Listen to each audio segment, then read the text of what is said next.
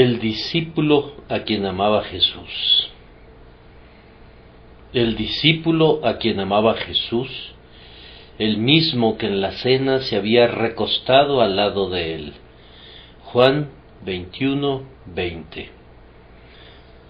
Nuestro Señor amaba a todos sus discípulos, según este texto, como había amado a los suyos que estaban en el mundo, los amó hasta el fin. Dijo a todos los apóstoles: ya no os llamaré siervos, porque el siervo no sabe lo que hace su Señor, pero os he llamado amigos, porque todas las cosas que oí de mi Padre os las he dado a conocer. Y no obstante, en el interior de ese círculo de amor había un recóndito lugar donde el amado Juan había recibido el permiso de morar. Sobre la montaña del amor del Salvador había una cima un poco más elevada que el resto del monte, y allí a Juan se le permitía estar muy cerca de su Señor. No porque Juan hubiese sido especialmente amado, hemos de tener en un menor concepto, ni siquiera en el más mínimo grado, al amor que Jesucristo prodigaba al resto de sus escogidos.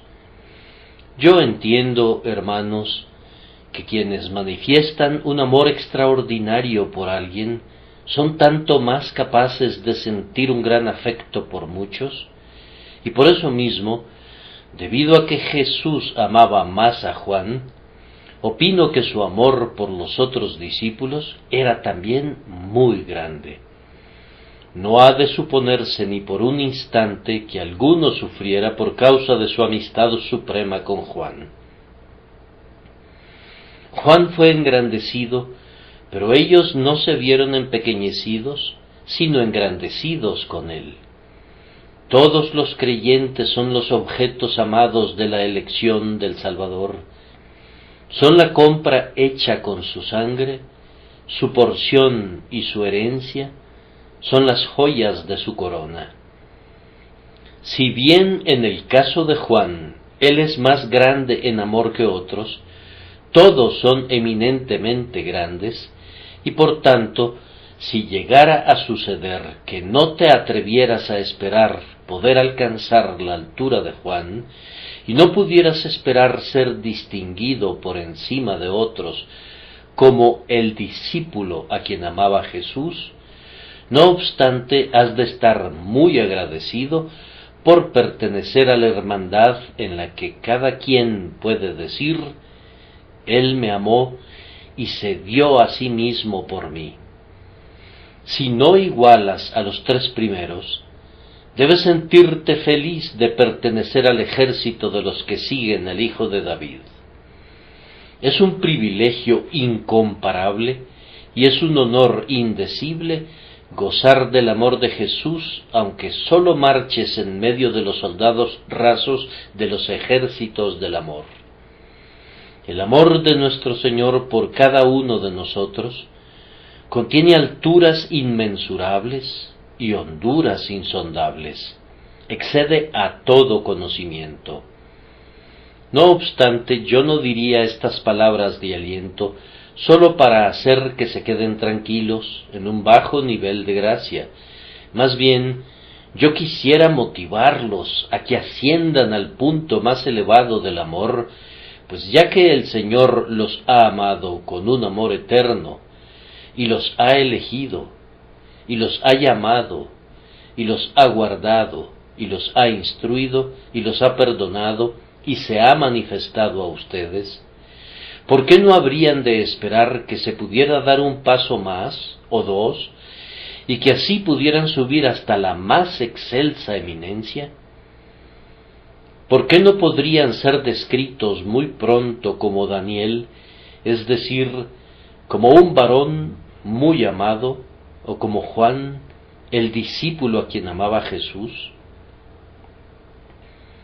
Ser amado como Juan lo fue, con un amor especial, es la forma más recóndita de esa misma gracia con la cual han sido favorecidos todos los creyentes. no han de imaginar que cuando trato de exhibir alguno de los rasgos que inspiraban amor en el carácter de Juan, quisiera que concluyeran que el amor que Cristo sentía por Juan fluía de cualquier otra manera que de acuerdo a la ley de la gracia, pues sin importar qué hubiera de amable en Juan, todo era obrado en él por la gracia de Dios. Bajo la ley de obras, Juan habría sido condenado tan seguramente como cualquiera de nosotros, pues no había en él ningún merecimiento legal. Así como la gracia escoge al más vil pecador de entre los impíos, así también esa gracia distinguió a Juan.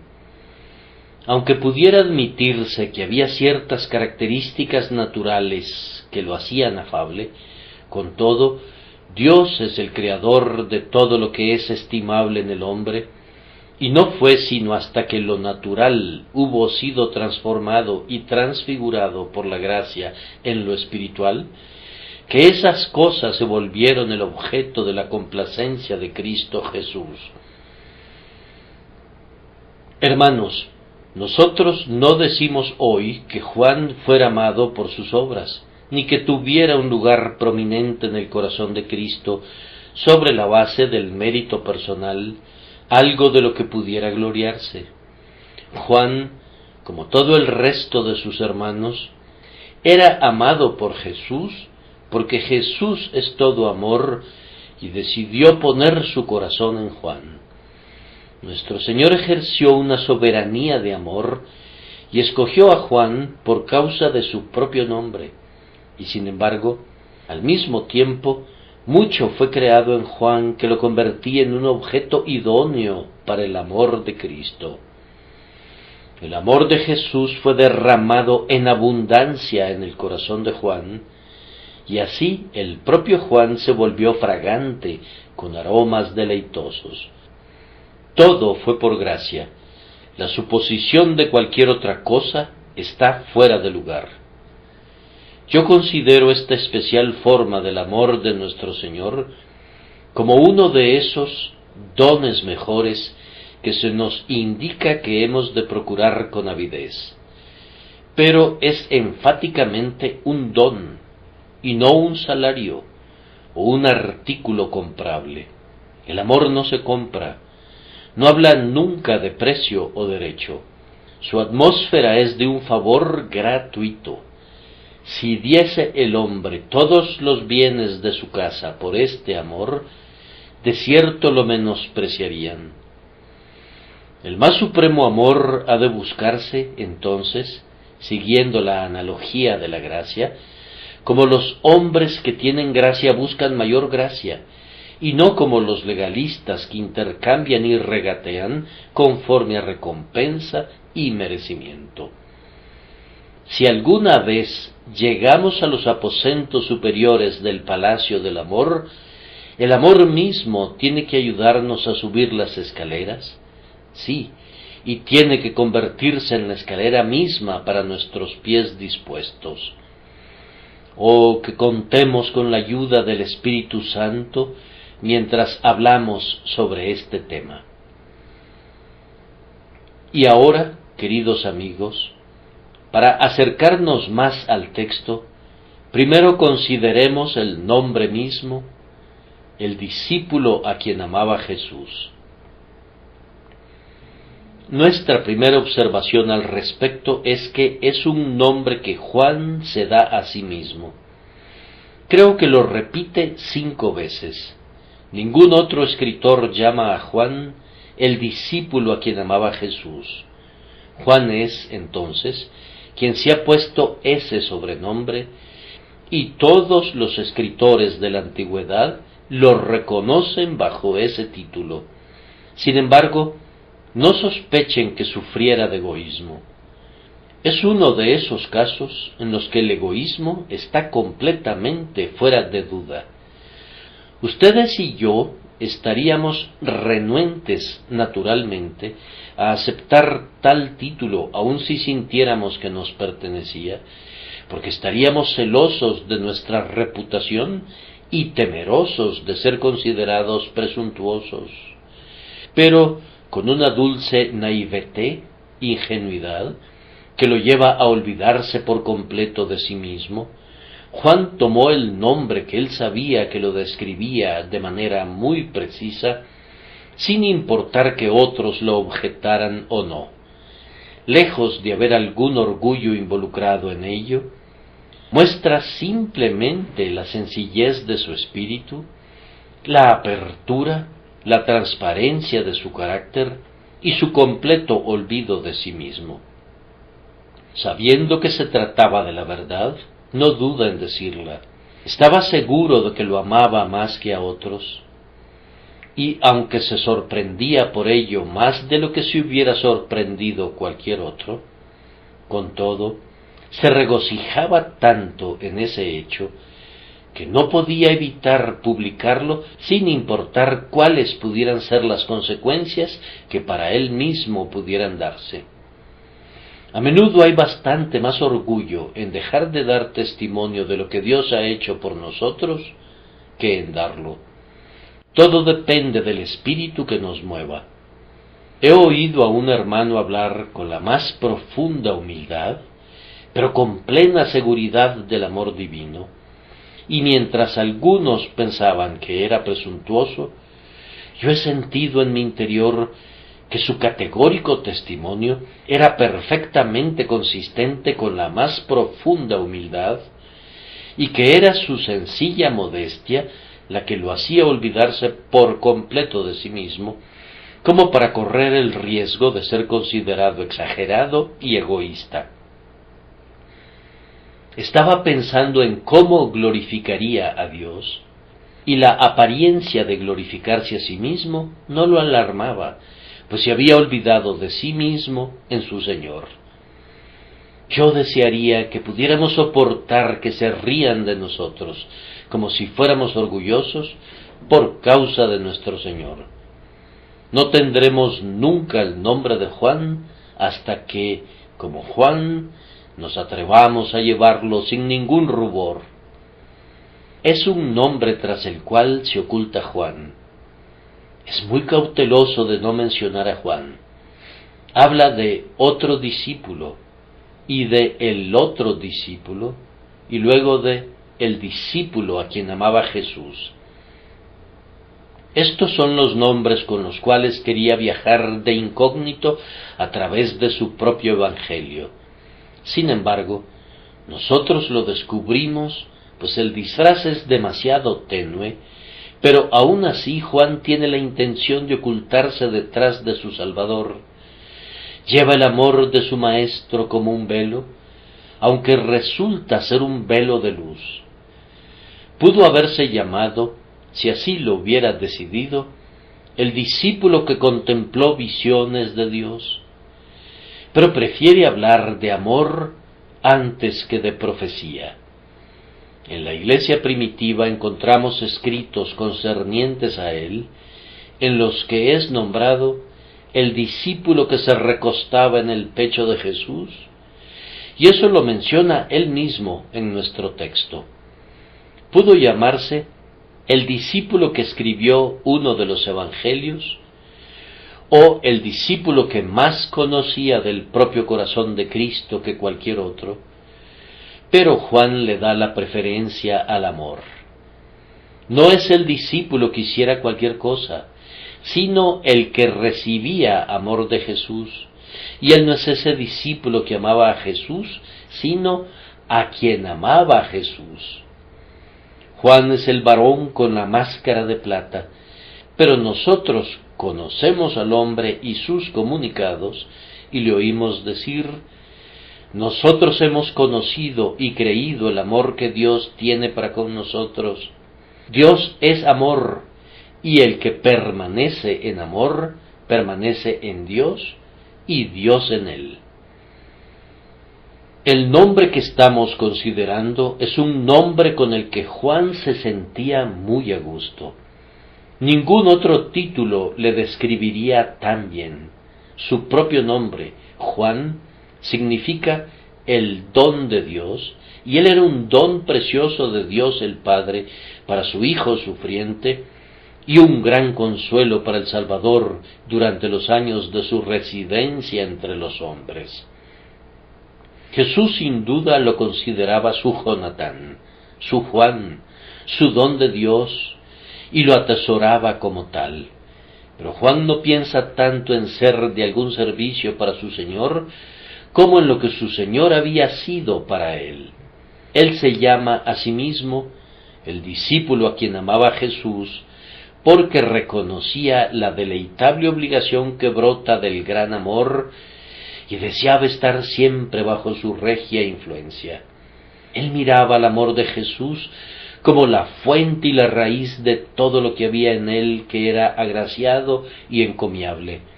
Si tenía alguna valentía, si tenía alguna fidelidad, si tenía alguna profundidad de conocimiento, era porque Jesús había generado en él el amor por todas esas cosas.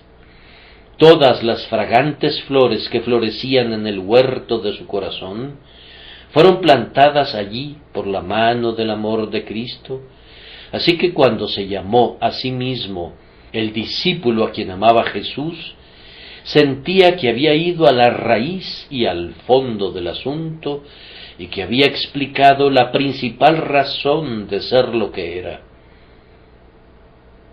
Ese nombre de cariño era muy precioso para él porque evocaba los recuerdos más luminosos de toda su vida. Esos cortos años en los que había estado con Jesús debieron de ser considerados por él en su vejez con gran embelesamiento como la corona y gloria de su existencia terrenal.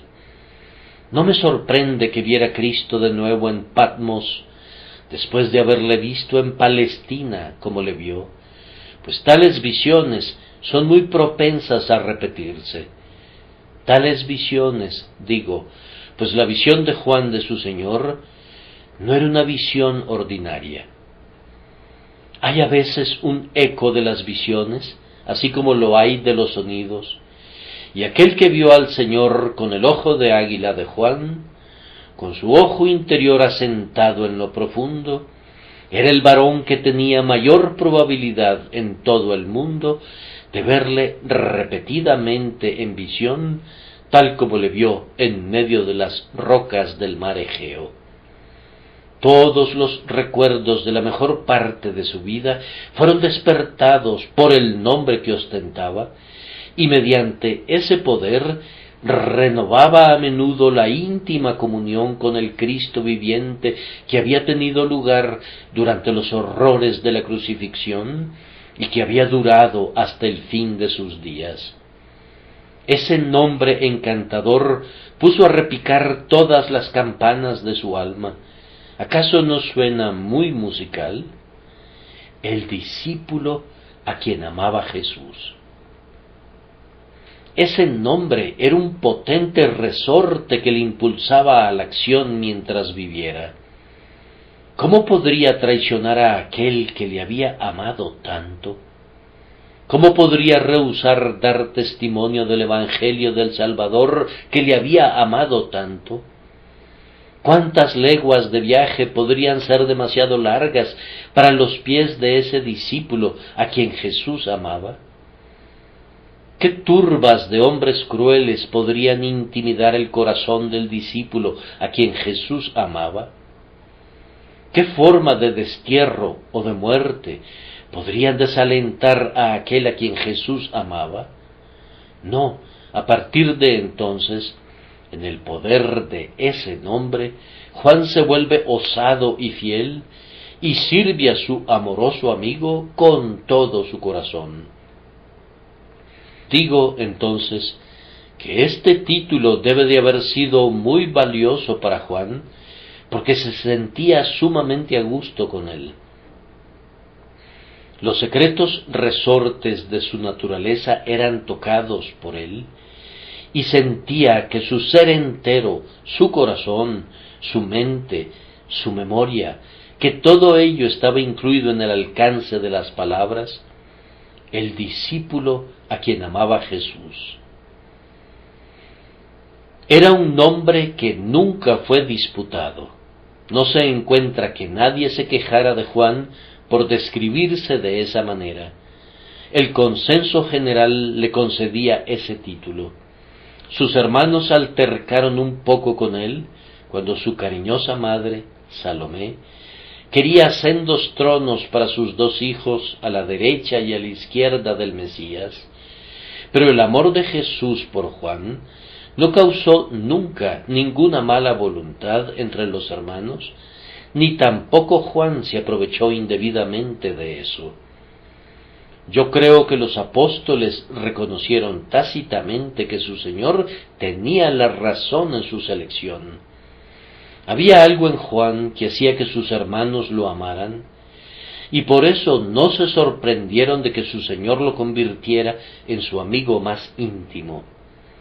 Quien es amado verdaderamente por Dios, generalmente recibe el amor de sus hermanos, sí, y aun el amor de los impíos en cierto modo, pues cuando los caminos del hombre son agradables a Jehová, aun a sus enemigos hace estar en paz con él. Cuando David caminaba con Dios, todo Israel lo amaba, y aun Saúl se veía forzado a exclamar: más justo eres tú que yo. Juan era tan amoroso que se conquistaba el amor por doquier. Haríamos bien en ambicionar esta bendición especial, puesto que sólo ella, de todos los tesoros conocidos, no provoca ninguna envidia entre los hermanos, sino que más bien hace que todas las personas piadosas se regocijen. Puesto que los santos desean ser amados grandemente, se alegran cuando se encuentran con aquellos que han obtenido esa bendición. Si nosotros queremos oler a mirra y áloes y casia, nos alegra conocer a aquellos cuyas ropas ya son fragantes. Nunca se ve a Juan dictando cátedra a sus hermanos o enseñoreándose de la herencia de Dios, sino que con toda gentileza y humildad justificaba el afecto que nuestro Señor le manifestaba. Suficiente entonces en cuanto al nombre. En segundo lugar, consideremos el carácter que respaldaba al nombre. Yo solo puedo dar un retrato en miniatura de Juan. Es absolutamente imposible pintar un cuadro completo en el poco tiempo de un sermón. Y ciertamente, yo no soy tan buen artista como para lograrlo, aun si intentara realizar la tarea. En el carácter de Juan vemos mucho que es admirable. Primero, consideremos su personalidad como un individuo. El suyo era un corazón grande y cálido. Tal vez su fuerza principal radica en la intensidad de su naturaleza. Juan no es vehemente, pero es profundo y fuerte. Todo lo que hacía, lo hacía de todo corazón. Juan era confiado. Era un hombre en quien no había engaño. No había ninguna división en su naturaleza. Era uno e indivisible en todo lo que sentía o hacía. No albergaba preguntas, no era criticón, ni era propenso a espiar las fallas de los demás, y con respecto a las dificultades, ya fueran mentales o de otro tipo, parece haber estado felizmente libre de ellas. Habiendo ponderado y llegado a una conclusión, toda su naturaleza se movía en una sólida falange, con una marcha enérgica. Doquiera que iba integralmente y muy resueltamente. Algunos hombres van en dos sentidos, o cambian de línea de conducta, o se dirigen a su objetivo de una manera indirecta, pero Juan orienta su locomotora directamente hacia adelante, con los fuegos llameantes y con la máquina trabajando a toda velocidad. Su alma entera estaba involucrada en la causa de su Señor, pues era un pensador profundo, un estudiante silencioso, y luego un actor enérgico. No era impetuoso con la premura de Pedro, pero no obstante era cabal y resuelto y ardía en celo. Juan vivía sus creencias y creía al máximo lo que había aprendido de su Señor. Lean su epístola completa y vean cuántas veces dice: sabemos, sabemos, sabemos. En él no hay algunos de los condicionales tales como sí. Es un creyente sólido y profundo. Su corazón da un asentimiento y un consentimiento genuinos. Además, había una intensa calidez en Juan. Amaba a su Señor y amaba a sus hermanos. Amaba con un gran corazón, pues tenía una noble naturaleza. Amaba constantemente y amaba de tal manera como para ser valiente por su maestro en la práctica, pues era un hombre osado, un verdadero hijo del trueno. Estaba dispuesto a ir al frente si tenía que hacerlo, pero de una manera muy tranquila y no con prisa ni ruido. El suyo no es el desplome de una catarata, sino el discurrir tranquilo de un río profundo. Juntando todo lo que sabemos acerca de su personalidad, lo vemos como un hombre que era lo opuesto del típico hijo de la desconfianza, frío, calculador y precavido. Ustedes saben a qué tipo de personas me refiero. A personas muy buenas a su manera, pero de ninguna manera fascinantes, o que hayan de ser muy imitadas. Juan era completamente lo contrario de esos hermanos secos, sin jugo, que no poseen una naturaleza humana, seres que son en algún punto casi perfectos, porque no tienen suficiente vida para pecar. No hacen ningún mal, porque no hacen nada en absoluto. Yo conozco a unos cuantos de esos deleitables individuos, críticos agudos de otros, y ellos mismos sin tacha, con esta única excepción, que no tienen corazón. Juan era un hombre cordial, era un hombre de cerebro, pero de alma también, un hombre de un alma caritativa, un hombre en el que prevalecía una vida intensa, pero tranquila, un hombre a ser amado. La suya no era la vida de un arbusto congelado, sino de una rosa roja. Él llevaba el verano en su semblante, la energía en sus modales, una fuerza firme en todos sus movimientos. Era semejante a aquel otro Juan, de quien una vez fuera el discípulo. Él era antorcha que ardía y alumbraba. Había en Juan calidez y luz a la vez. Era intenso, sincero y abnegado por naturaleza, y una plenitud de gracia que santificaba esas virtudes se derramaba sobre él. Veámoslo ahora en su relación con su Señor. El nombre que adopta para sí mismo es el discípulo a quien amaba Jesús. Jesús lo amaba como a un discípulo. ¿Qué tipo de discípulos aman los maestros? Los que han sido alguna vez maestros de jóvenes saben que si los maestros pudieran elegir, ciertos alumnos serían elegidos de preferencia a otros. Cuando enseñamos, amamos a la gente enseñable, tal como Juan. Era un hombre que aprendía rápido. No era como Tomás, lento, argumentador, cauteloso, sino que habiéndose asegurado una vez que tenía a un verdadero maestro, se le entregaba por completo y estaba dispuesto a recibir lo que tuviera que revelarle. Juan era un discípulo de mirada muy perspicaz que penetraba en el alma de la enseñanza de su instructor. Su emblema en la iglesia primitiva era un águila, el águila que se remonta, pero también el águila que ve a la distancia. Juan veía el significado espiritual de los tipos y los emblemas.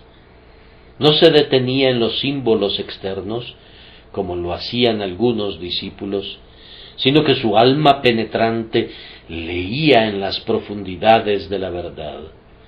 Se puede ver esto tanto en sus evangelios como en sus epístolas. Era un hombre orientado a lo espiritual. No se detiene en la letra, sino que se sumerge debajo de la superficie, perfora la concha y llega hasta la enseñanza interior. Su primer maestro fue Juan el Bautista, y fue tan buen discípulo que fue el primero en dejar a su maestro. Tú sugieres que eso no demuestra que fuera un buen discípulo. Ciertamente sí lo demostraba, pues el propósito del Bautista era enviar a sus seguidores a Jesús. El Bautista dijo: «He aquí el Cordero de Dios que quita el pecado del mundo», y Juan era un seguidor tan aventajado del precursor que inmediatamente siguió al propio Señor, a quien el precursor le había presentado. Esto lo hizo sin ninguna sacudida violenta. Su progreso fue natural y consistente. Pablo vino a Jesús con un gran sobresalto y un inesperado giro cuando se vio en peligro en el camino a Damasco. Pero Juan se deslizó suavemente hasta el Bautista y luego desde el Bautista hasta Jesús. No era obstinado ni tampoco débil, sino que era dócil y por eso progresaba constantemente en su aprendizaje. Él es el tipo de discípulos que un maestro invariablemente ama, y por tanto Juan era el discípulo a quien amaba Jesús.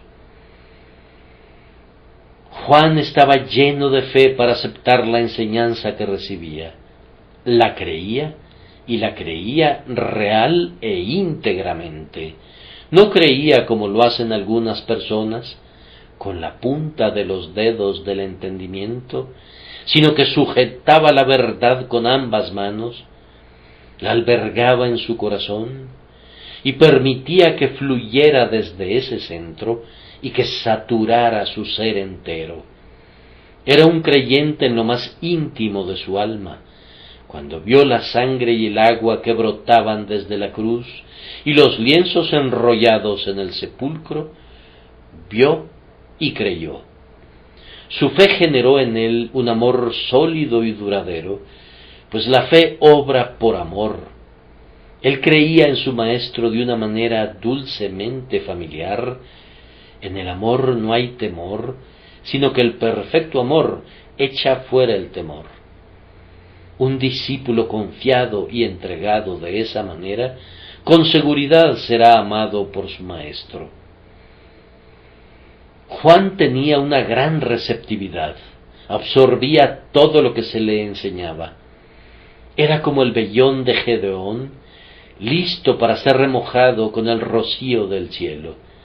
Su naturaleza entera absorbía la verdad que es en Jesús. No hablaba mucho. Yo pensaría que más bien era un discípulo callado. Hablaba tan poco que sólo tenemos una expresión suya registrada en los evangelios. Vamos, dirá alguien, yo recuerdo 2 o 3 participaciones. ¿Me estás recordando que él preguntó si podía sentarse a la diestra de Cristo? No he olvidado esa petición, pero yo te respondo que fue su madre, Salomé, quien habló en aquella ocasión. Tú me dices también que en la cena Juan preguntó: Señor, ¿quién es? Sí, pero fue Pedro quien puso esa pregunta en su boca. La única declaración que yo recuerde en el Evangelio, que era genuinamente de Juan, fue junto al mar de Tiberias, cuando le dijo a Pedro: ¡Es el Señor! Ese fue un pequeño discurso muy significativo, un reconocimiento de su Señor que el vivaz ojo del amor hace con seguridad. Aquel que vivía más cerca de Jesús podía discernirlo mejor cuando estaba en la costa.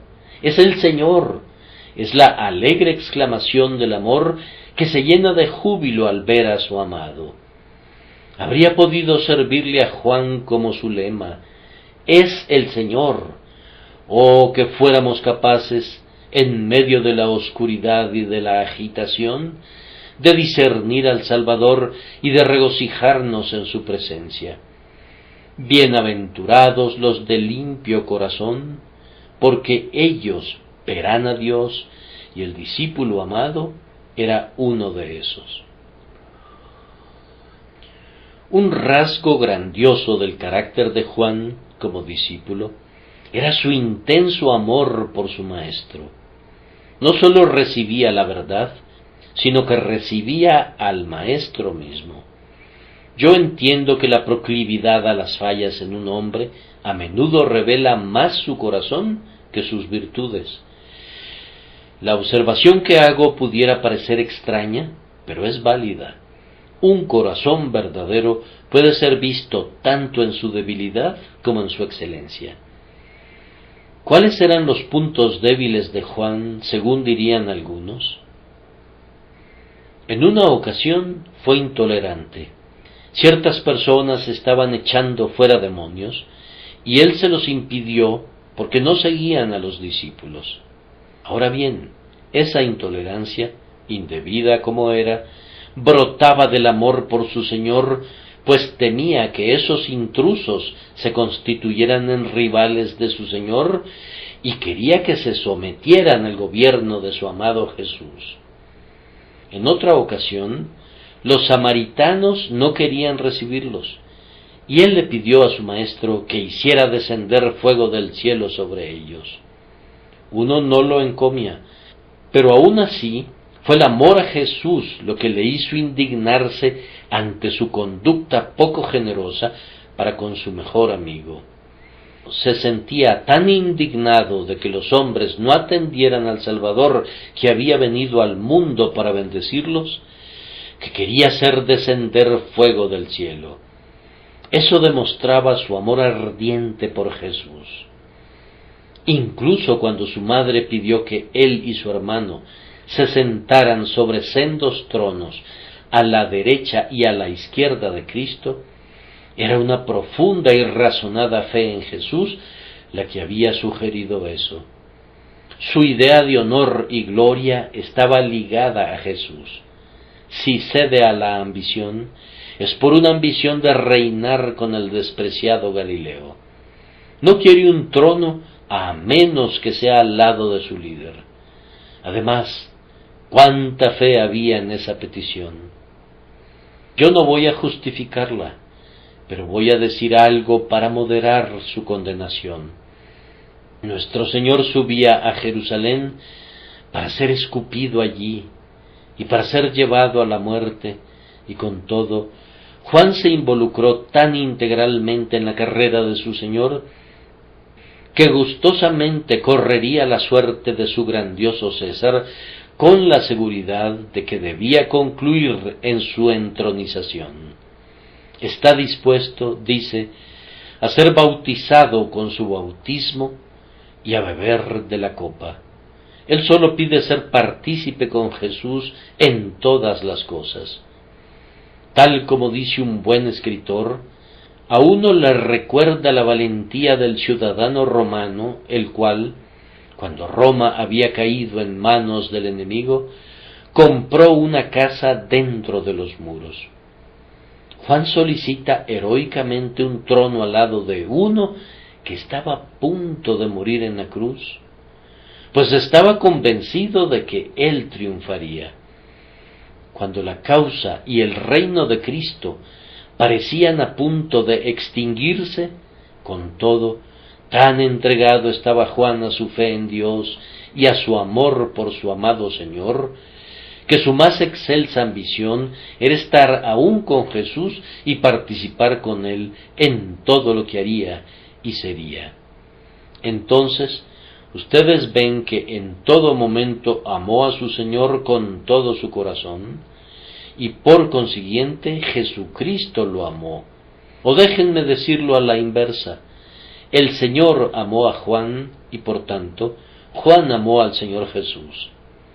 Es su propia explicación del hecho. Nosotros le amamos a Él porque Él nos amó primero.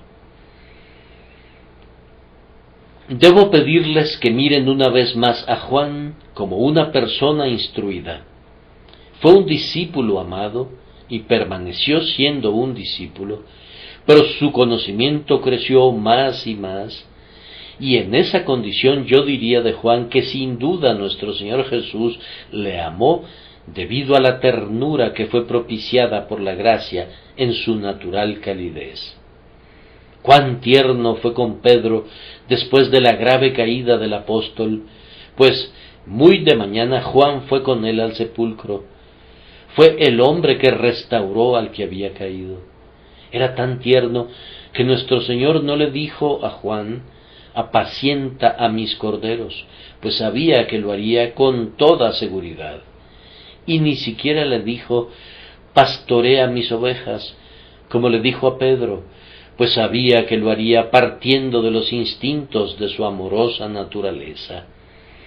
Juan era un hombre que bajo la tutoría de Cristo creció, además, hasta llegar a ser muy espiritual y muy profundo. Los vocablos que utiliza en sus epístolas son mayormente monosílabos, pero cuán extraordinarios significados contienen. Si pudiéramos comparar a un escritor inspirado con otro, yo diría que ningún otro evangelista es comparable a Juan en profundidad. Los otros evangelistas nos dan los milagros de Cristo y algunos de sus sermones, pero sus discursos profundos y su oración sin par están reservados para ese discípulo a quien amaba Jesús. Donde están involucradas las cosas profundas de Dios, allí está Juan, con sublime sencillez de expresión declarándonos las cosas que Él ha gustado y palpado. De todos los discípulos, Juan es el que más se asemeja a Cristo. Como reza el refrán popular, tal para cual. Jesús amaba al discípulo por lo que veía de él mismo en Juan, creado por su gracia. Pienso que así verán que, sin suponer que Juan tuviera algún mérito, había rasgos en su carácter como un discípulo y en su carácter como un varón educado y espiritual, que justificaban que nuestro Salvador le hiciera objeto de su más íntimo afecto. En tercer lugar, y muy brevemente, repasemos la vida que brotó de este extraordinario amor por Cristo. ¿Cómo fue la vida de Juan? Primero, fue una vida de íntima comunión. Juan estaba donde quiera que Cristo estaba. Él prescinde de otros discípulos, pero Pedro, Jacobo y Juan están presentes. Cuando todos los discípulos están sentados a la mesa, ni aun Pedro está más cerca del Señor Jesús, pero Juan está recostado cerca del pecho de Jesús. Su trato era muy cercano y especial. Jesús y Juan eran una nueva versión de David y Jonatán. Si tú eres un varón muy amado, vivirás en Jesús y tu comunión será con Él día a día. La de Juan era una vida de una especial instrucción. Le fueron enseñadas cosas que nadie más sabía, pues no se podrían soportar. En la etapa final de su vida fue favorecido con visiones tales que ni siquiera Pablo, que en nada había sido inferior a aquellos grandes apóstoles, había visto jamás. Debido a la grandeza del amor de su Señor por Juan, Él le mostró cosas futuras y alzó el velo para que pudiera ver el reino y la gloria. Quienes aman mucho, verán mucho. Los que más entregan sus corazones a la doctrina, aprenderán más. A partir de entonces Juan se convirtió en un hombre en cuya vida había una asombrosa profundidad. Si bien como regla no había dicho mucho mientras su Señor estuvo con él, estaba absorbiéndolo todo para un uso futuro. Vivía una vida interior. Era un hijo del trueno y podía tronar valientemente la verdad, porque, así como una nube de tormenta está cargada de electricidad, así Juan había acumulado la misteriosa fuerza de la vida, del amor y de la verdad de su Señor.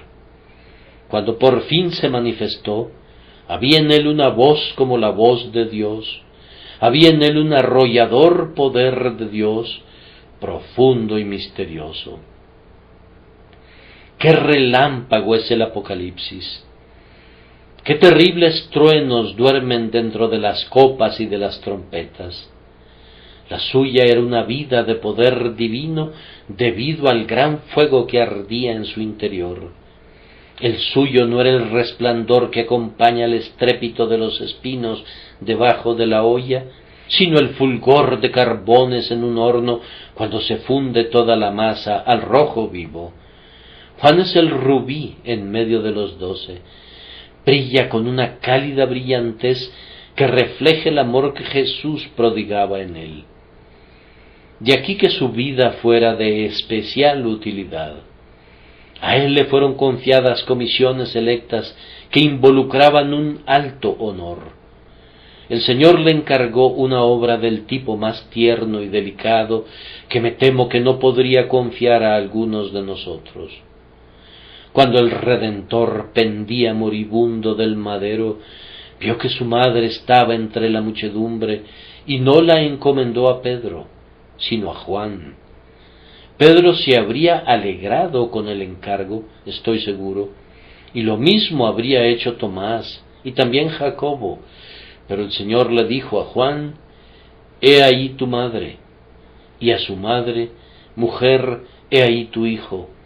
Y desde aquella hora el discípulo la recibió en su casa. Juan era tan modesto, tan apartado, iba a decir tan caballeroso, que era el varón que habría de responsabilizarse de una madre dolida. ¿Me equivoqué al decir que era un verdadero caballero?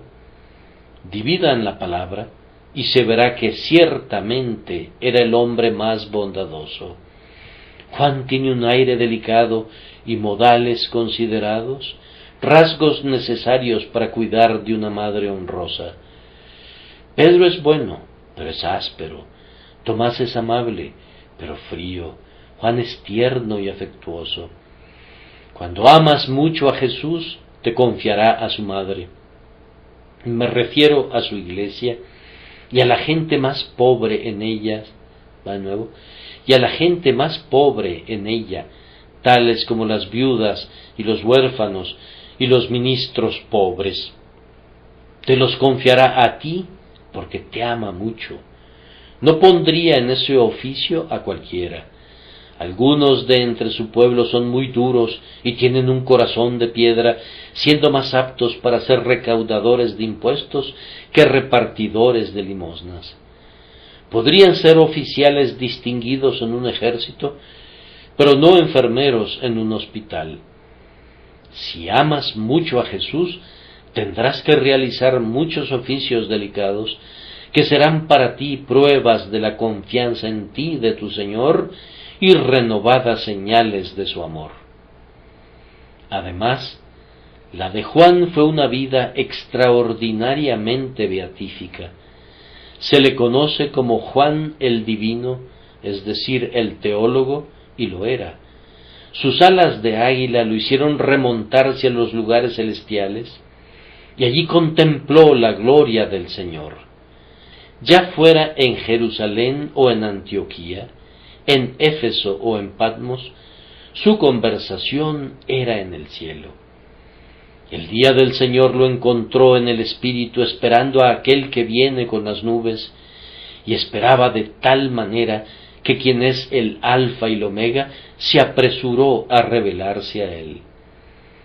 Fue el amor de su Señor el que lo había preparado de esa manera para las visiones de gloria.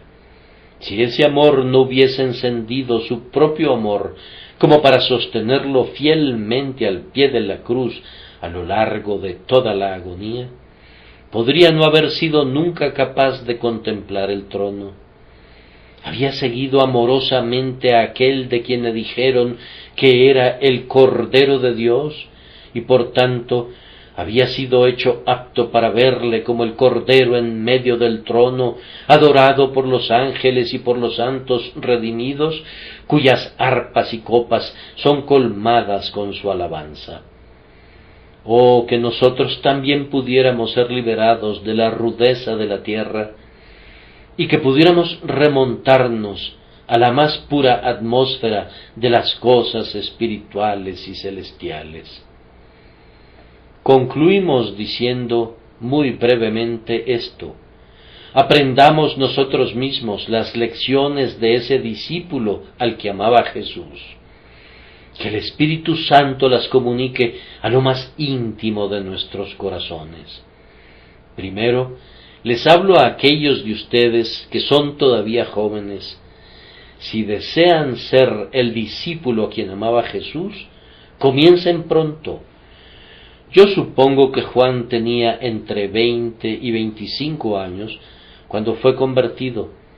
De cualquier manera, era un hombre bastante joven. Todas las representaciones de él que han llegado hasta nosotros, si bien yo no les asigno ningún gran valor, coinciden en el hecho de su juventud. La piedad juvenil tiene la mayor oportunidad de convertirse en una piedad eminente. Si comienzas pronto a caminar con Cristo, mejorarás tu paso y el hábito crecerá en ti. El que es convertido en cristiano en los últimos años de su vida, difícilmente alcanzará el primero y más excelso grado por falta de tiempo y por la influencia limitante de los viejos hábitos. Pero quienes comienzan pronto son plantados en buen suelo, con una buena exposición al sol, y deben llegar a la madurez. Los soldados que se alistan temprano bajo el estandarte de nuestro David tienen la esperanza de convertirse en veteranos y de alcanzar a los 3 primeros. A continuación, si queremos ser como Juan en el hecho de ser amados por Cristo, hemos de entregar los mejores pensamientos de nuestro corazón a las cosas espirituales. Hermanos y hermanas, no se detengan en la ordenanza externa, antes bien, sumérjanse en su sentido interior. Nunca permitan que su alma, en el día del Señor, por ejemplo, esté feliz y agradecida simplemente porque fueron al lugar de adoración. Háganse la pregunta: ¿en verdad adoré? ¿Tuvo mi alma comunión con Dios?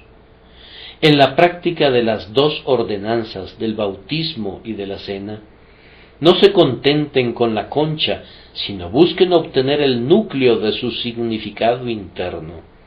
No descansen a menos que el propio Espíritu de Dios more en su interior. Recuerden que la letra mata, el Espíritu es el que da vida. El Señor Jesucristo no se deleita en aquellos que gustan de anchas filacterias, ni de sacramentos multiplicados, ni de representaciones santas, ni de observancias supersticiosas. El Padre busca a los que le adoren en espíritu y en verdad. Si son espirituales, estarán entre aquellos que tienen la probabilidad de ser hombres grandemente amados. A continuación de eso, alimenten una santa calidez. No repriman sus emociones, ni congelen sus almas. Ustedes conocen la clase de hermanos que son dotados con un poder frigorífico. Cuando les das la mano, pensarías que habías sujetado un pescado, te corre un frío hasta el alma. Óyelos cantar. No puedes oírlos.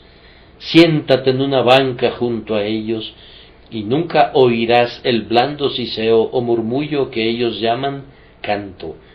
Desde sus talleres se les puede oír a 1/4 de milla de distancia, pero si oran en la reunión, tienes que aguzar tus oídos. Ellos hacen cualquier servicio cristiano como si estuviesen trabajando a jornal para un mal capataz y por un bajo salario.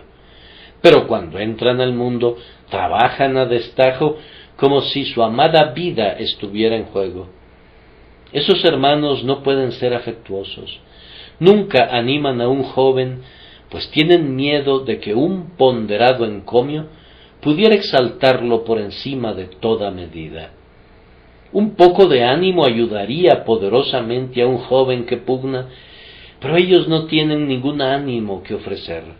Calculan y evalúan y se mueven prudentemente, pero minimizan cualquier cosa que sea parecida a una valiente confianza en Dios, tildándola de temeridad y locura.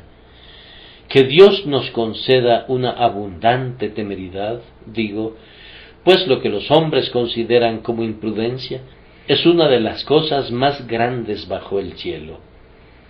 El entusiasmo es un sentimiento que estos frigoríficos no soportan. Su canto es, como era en el principio, es ahora y será siempre, por los siglos de los siglos. Amén. Pero cualquier cosa como correr para alcanzar a Cristo y un apremio por las almas, no la entienden. Observen esto. Si siguen a esos hermanos a su hogar, descubrirán que tienen poco gozo en sí mismos y son causa de muy poca alegría para otros. Nunca están muy seguros de ser salvos, y si no están seguros de eso, podemos adivinar con facilidad que otras personas tampoco lo están. La fuerza que debería haberse invertido en un amor ardiente, la gastan en un pensamiento ansioso. Nacieron en el Polo Norte y viven en medio de una helada perpetua. Ni todas las pieles de la bahía de Hudson podrían calentarlos. En torno a ellos no ves las ricas flores tropicales que engalanan el corazón, en el que brilla el sol de justicia con rayos perpendiculares. Estos gélidos mortales no han atravesado nunca las soleadas regiones del amor celestial, donde las especias del santo deleite saturan todo el aire y donde hay manzanas de oro por todas partes que están al alcance de los corazones resplandecientes. Que el Señor nos lleve allí. Jesucristo ama a la gente cálida. Él no brilla nunca sobre un témpano de hielo, excepto para derretirlo. Su propia vida está tan llena de amor que su fuego santo enciende la misma llama en otros, y así tiene comunión con aquellos cuyos corazones arden por dentro. La aptitud para el amor es el amor. Para gozar del amor de Jesús tenemos que desbordar amor. Oren pidiendo un afecto sincero, ávido e intenso. Pongan sus corazones entre los carbones de enebro hasta que se derritan y resplandezcan. Querido hermano, si quieres ser el hombre a quien Jesús ama, cultiva un fuerte afecto y deja que tu naturaleza sea tierna y amable. El varón que habitualmente está enfadado y frecuentemente enojado no puede caminar con Dios. Un hombre de un temperamento irascible y enojón que nunca trata de controlarlo, o un hombre en quien hay un nocivo recuerdo de las injurias, como un fuego que arde en medio de las brasas, no puede ser el compañero y amigo de Jesús, cuyo espíritu es de un carácter opuesto. Un corazón compasivo, caritativo, abnegado y generoso es el que nuestro Señor aprueba. Perdona a tu semejante como si nunca hubieras tenido algo que perdonar. Cuando los hermanos te injurian, espera que hayan cometido un error, o de lo contrario, si te hubieran conocido mejor, te habrían tratado peor. Ten tal mentalidad para con ellos que ni ofendas ni te sientas ofendido. Has de estar dispuesto a deponer no sólo tu comodidad, sino aún tu vida por los hermanos. Vive en el gozo de otros, tal como los santos lo hacen en el cielo. Ama a otros como para olvidar tus propias aflicciones. Así te volverás un varón muy amado. Por último, Que el Espíritu de Dios les ayude a elevarse a una condición beatífica. No sean miserables avaros o sórdidas lombrices de tierra. No sean cazadores de placeres ni buscadores de novedades. No pongan su afecto en esos juguetes infantiles que pronto serán inservibles. No sean ya más niños, sino hombres de Dios. Oh, que encuentren su gozo en Cristo, su riqueza en Cristo, su honor en Cristo, su todo en Cristo, pues eso es la paz. Estar en el mundo, pero no ser del mundo. Permanecer aquí como si fueras un ángel enviado del cielo para morar por un tiempo entre los hijos de los hombres, para hablarles del cielo y señalarles el camino. Eso es permanecer en el amor de Cristo, estar siempre listos a volar, estar esperando en puntas de pie la llamada para ir al cielo, esperar oír la trompeta que suene su nota de clarín, la trompeta de la venida de su Señor. Eso es tener comunión con Cristo.